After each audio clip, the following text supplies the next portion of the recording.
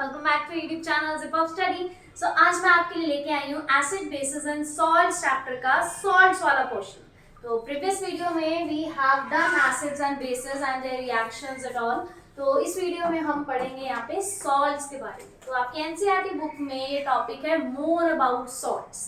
तो उसको कंटिन्यू करते हैं कि सॉल्ट्स के अंदर क्या क्या चीजें आएंगी।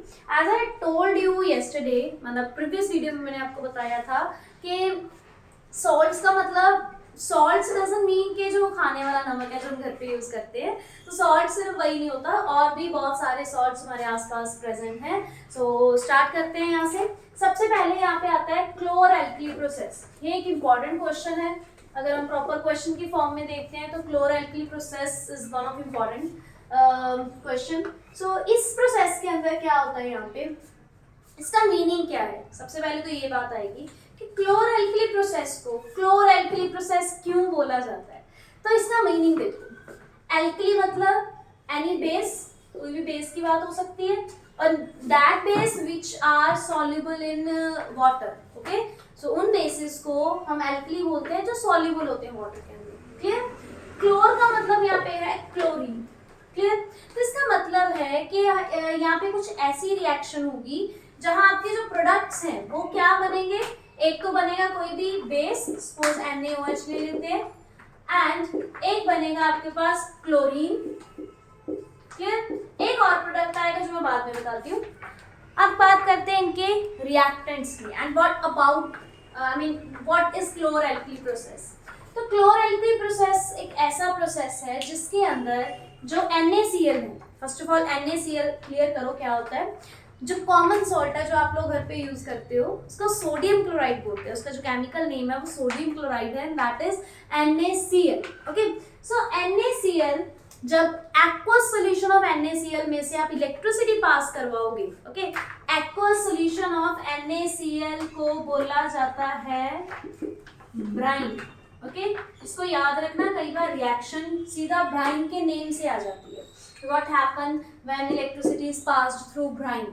Okay, so it means यहाँ पे reactants क्या क्या होंगे। एक NaCl होगा। Okay, so when electricity is passed through NaCl, मतलब aqueous solution ले रहे हो ना, तो water भी होगा साथ में। Okay, so यहाँ पे देखो अब क्या क्या होगा। NaCl जब water के साथ यहाँ पे reaction शो करोगे आप, तो एक बेस बनेगा, एक क्लोरीन गैस बनेगी एंड एक हाइड्रोजन गैस बनेगी। क्लियर। सो बहुत सिंपल सा प्रोसीजर है क्लोर एल्कली प्रोसेस का। when electricity is passed through aqueous solution of NaCl, or you can simply say when electricity is passed through brine, okay, then sodium hydroxide बनेगा, chlorine gas बनेगी and hydrogen gas बनेगी। Clear. And one more question जो इस topic में से आता है कि किस इलेक्ट्रोड के ऊपर कौन सी गैस होगी। ओके, सो ये आपको पता होना चाहिए कि हाइड्रोजन गैस जो है वो होगी कैथोड के ऊपर, ओके, एंड क्लोरीन गैस होगी एनोड के ऊपर। क्लियर। तो ये हो गया क्लोर एल्कली प्रोसेस। अगर ये पूछा जाए, अगर ऐसा क्वेश्चन आ जाए कि वाई मतलब इसका जो नेम है ये ऐसा क्यों है ना, why chlor alkali process is known as by this name. So इसका रीजन आप ये लिखोगे बिकॉज जो प्रोडक्ट्स बनते हैं इसकी रिएक्शन के ड्यूरिंग वो कौन कौन से हैं। एक एल्कली फॉर्म होती है एंड एक chlorine gas. Okay, next is bleaching powder. ये सबने आपने अपने घरों में नेम सुना होगा कि ब्लीचिंग पाउडर नाम की कोई चीज होती है। तो ये वाले जो आगे कुछ सॉल्ट्स आएंगे, यहाँ पे क्वेश्चन आपको ये आ सकता है कि आपको एक तो इनका केमिकल फॉर्मूला पता हो, जैसे मैंने यहाँ लिखा हुआ है। तो ब्लीचिंग पाउडर का केमिकल फॉर्मूला ये होता है CaOCl2, ओके, कैल्शियम ऑक्सीक्लोराइड। आपको इसका केमिकल नेम पता हो, जैसे मैंने अभी बोला calcium oxychloride. And one more important thing, इसकी प्रिपरेशन की रिएक्शन आपको पता होनी चाहिए। तो मैंने यहाँ पे लिखी हुई है रिएक्शंस ताकि टाइम से वो वीडियो कम से कम टाइम की हो एंड आप अपना जो टॉपिक है वो जल्दी से कवर कर सको। सो यहाँ पे रिएक्शन है कैल्शियम हाइड्रोक्साइड, जिसको हम स्लेक्ड लाइम भी बोलते हैं। तो when calcium hydroxide reacts with chlorine gas, तो यहाँ पे क्या बनेगा, bleaching powder and water. Okay, so ये इसके प्रोडक्ट्स आएंगे। ब्लीचिंग पाउडर की रिएक्शन में आपको पता होना चाहिए कि रिएक्टेंट्स कौन कौन से होते हैं। कैल्शियम हाइड्रोक्साइड, जिसको स्लेक लाइम भी बोला जाता है, and chlorine gas. Okay, and एक दो आपको यूजेस पता होने चाहिए, and uses are very basic सा टॉपिक, आपको एनसीईआरटी बुक में हर एक के दो दो तीन तीन यूजेस इजीली मिल जाएंगे, तो वो आप देख सकते हो इजीली। मेन थिंग आगे है बेकिंग सोडा।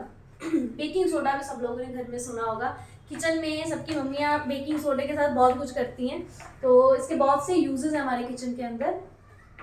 बेकिंग सोडा का केमिकल फॉर्मूला होता है NaHCO3, जिसका केमिकल नेम क्या होएगा, सोडियम हाइड्रोजन कार्बोनेट।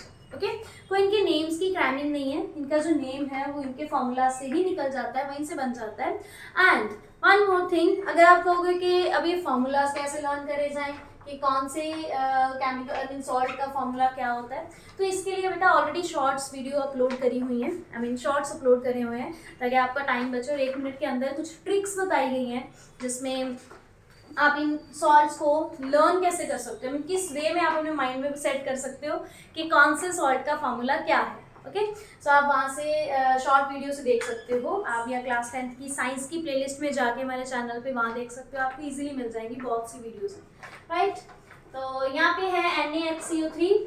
अब इसकी भी प्रिपरेशन की जो रिएक्शन है वो आपको पता होनी चाहिए। सो इसकी प्रिपरेशन क्या है, when NaCl, water, CO2 and NH3, तो ये 4 चीजें जब आपस में रिएक्ट करेंगी तो हमारे पास क्या बन जाएगा, NaHCO3। ओके, सो मेन जो चीज हमें चाहिए बेकिंग सोडा, तो उसकी जो रिएक्शन है वो NaHCO3 इस फॉर्म में बनेगी, तो आपको रिएक्टेंट्स भी याद होने चाहिए। ओके, सो कई बार इसमें से तो एक्चुअली बहुत से क्वेश्चन आने के चांसेस होते हैं, बिकॉज जो बेकिंग सोडा होता है ना, इसके आगे भी एक रिएक्शन बनती है, इस रिएक्शन के बाद एक और रिएक्शन बनती है, और वो रिएक्शन होती है कि what happen when baking soda is heated. अब बेकिंग सोडा के अगर आप यूजेस जानोगे, तो ये इसका मेन यूज है कि इसको ब्रेड्स के अंदर या डो के अंदर डाला जाता है ना, केक्स के अंदर डाला जाता है, so that to make it fluffy spongy. ठीक है, तो इसको फ्लफीनेस लाने के लिए इसको ऐसी चीज़ों के अंदर डाला जाता है।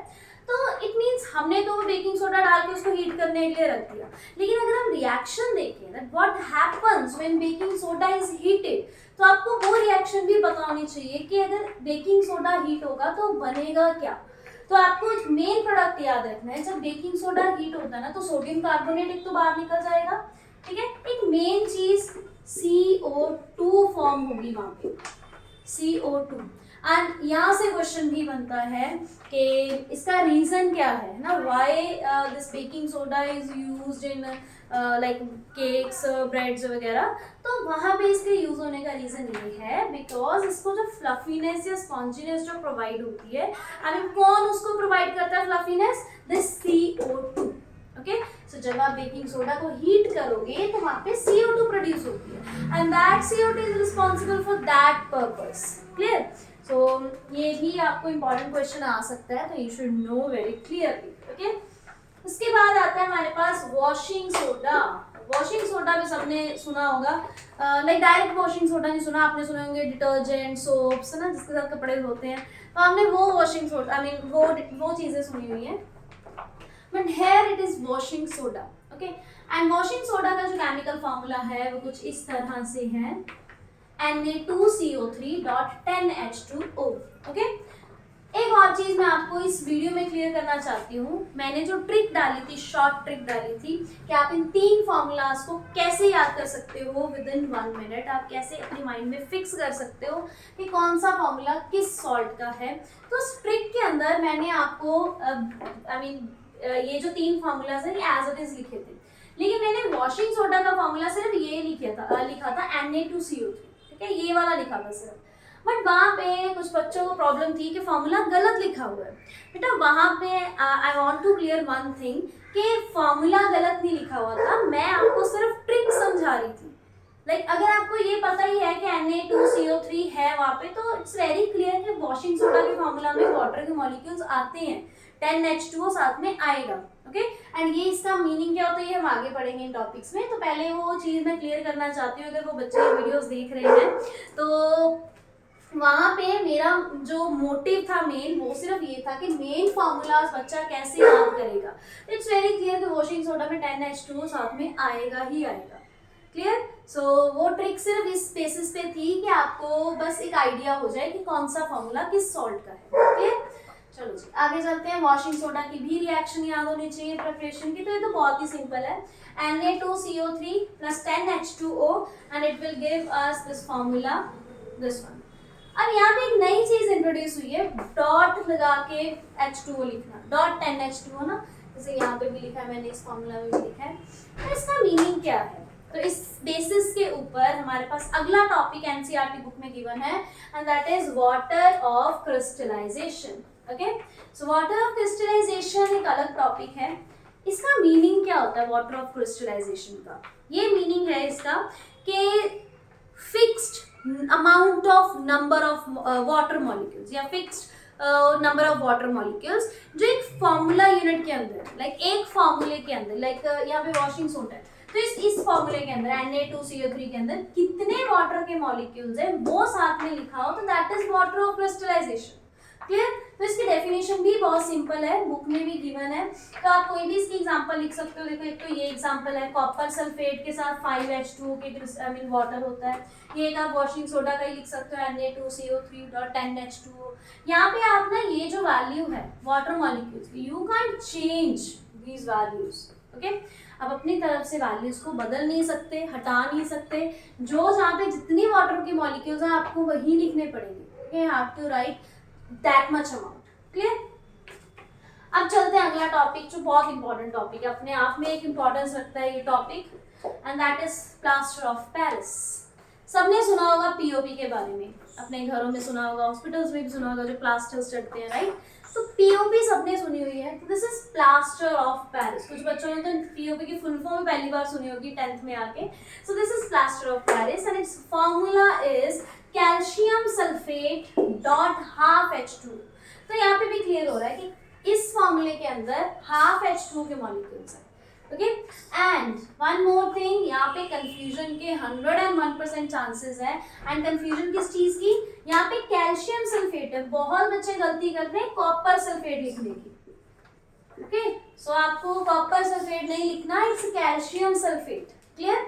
सो डॉट हाफ H2 ये पीओपी का फॉर्मूला है। अब यहाँ पे पीओपी के साथ एक और टर्म इंट्रोड्यूस होती है, that is gypsum. Clear? So gypsum का देखो क्या चीज है, ये दोनों आपस में इंटर रिलेट करते हैं, पीओपी एंड जिप्सम। तो आपको जो रिएक्शन है वो दोनों साइड से आ सकती है। जैसे मैंने ये रिएक्शन लिखी हुई है कि पीओपी फॉर्म कैसे होगी ना, पीओपी की प्रिपरेशन की रिएक्शन, जैसे हम ऊपर सारे लिखते आ रहे थे, तो ये वही रिएक्शन लिखी हुई है पीओपी की preparation. So when calcium sulphate dot 2H2, तो इसका मतलब क्या है? This compound is gypsum. Okay, ये जिप्सम का कंपाउंड है।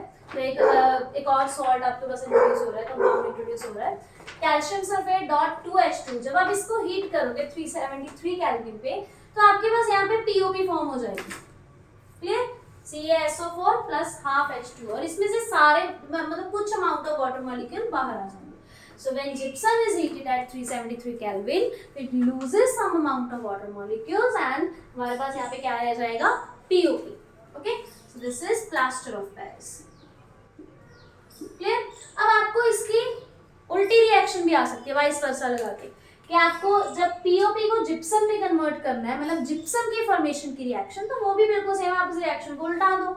Okay, so when this one react with 1.5 H2O water molecule, तो it will form calcium sulfate 2H2O. Okay, so यहाँ पे क्या बन जाएगा? gypsum form हो जाएगा. So this was all about chapter number 2, acid, bases and salts. तो ये सारा salts का topic था. You can take screenshot as well. तो आप स्क्रीनशॉट ले लो, इस सारे टॉपिक है, इस पूरे बोर्ड के ऊपर आपको एक सॉल्ट वाला जो टॉपिक है वो सारा एक वन शॉट में मिल जाएगा. So stay in touch everyone, so ताकि जितनी भी वीडियोस हैं वो साथ साथ आपको मिलती रहें. Press the bell icon, subscribe our channel. So thank you so much. Will come back with another interesting video, science and maths. Thank you so much.